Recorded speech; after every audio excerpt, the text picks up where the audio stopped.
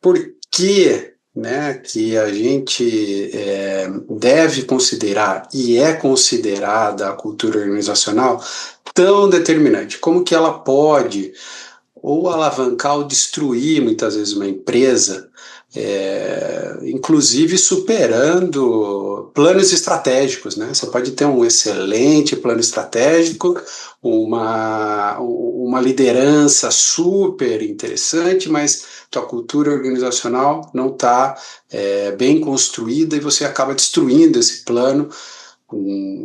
Como que a gente consegue ter tanta potência dentro dessa cultura organizacional?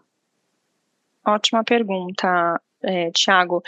E isso vai conectar, inclusive, com o ponto que você trouxe, né? Quando você faz a pergunta da ética e do chefe estar ou não na sala, isso se reverbera para qualquer outro valor da empresa, tá? Então, por exemplo, a empresa prega que trabalha muito bem em time, né?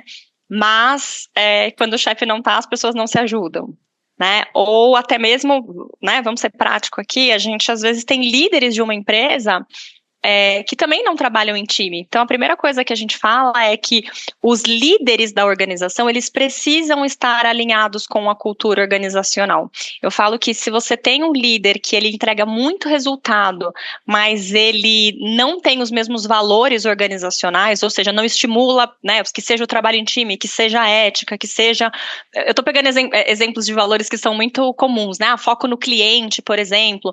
Se a gente não tem líderes que estimulem isso e que sejam um exemplo para isso, definitivamente a cultura não vai ser algo que vai ser replicado, né? Então não é só sobre o time, mas também sobre os líderes, principalmente líderes intermediários, né? Eu falo primeiro nível de gestão, os coordenadores, né? Que estão ainda muito em contato com o time de base ali e que precisam ser motores daquela própria cultura, né? Então eu acho que isso se reverbera para qualquer outra coisa. Então, vou dar um outro exemplo, né? Às vezes a gente fala, cultura de time, mas a forma como a empresa remunera, ela só remunera o esforço individual.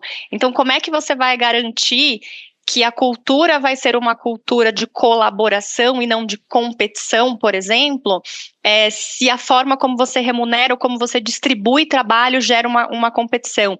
Por isso que eu falo assim, uma coisa é o que a gente conecta como ideal para aquela cultura e a outra coisa é o que acontece ali nos bastidores mesmo.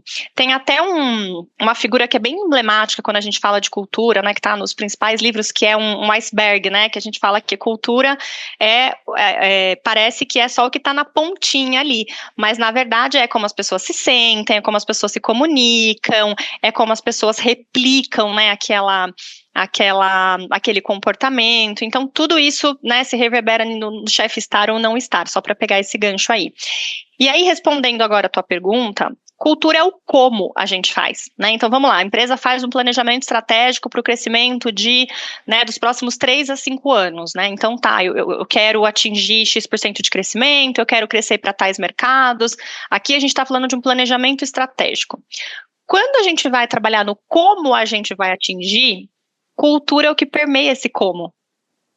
Se a gente vai crescer, né, de novo, por meio de colaboração, se a gente vai crescer criando políticas organizacionais, né, que valorizem, por exemplo, as pessoas que estão aqui dentro. Nós somos uma empresa que vai valorizar grupos minorizados, o que quer que seja, tá, gente? Tudo era uma escolha. Qual tá certo ou qual tá errado? Indifere, mas como você vai querer atingir esse objetivo é algo que é muito importante. E aí tem uma frase, né, que tem a ver com o que você falou, que é uma frase que eu adoro, que é do Peter Drucker, que ele fala, né, a cultura engole a estratégia no café da manhã. Por quê? Né? O que essa frase quer dizer?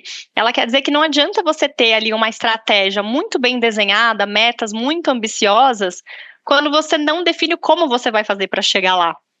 Quais são os valores que vão permear aquelas decisões? Até porque no meu corporativo, e gente, eu tenho um perfil muito direto e objetivo, tá? Eu trago realmente o rolê do mercado.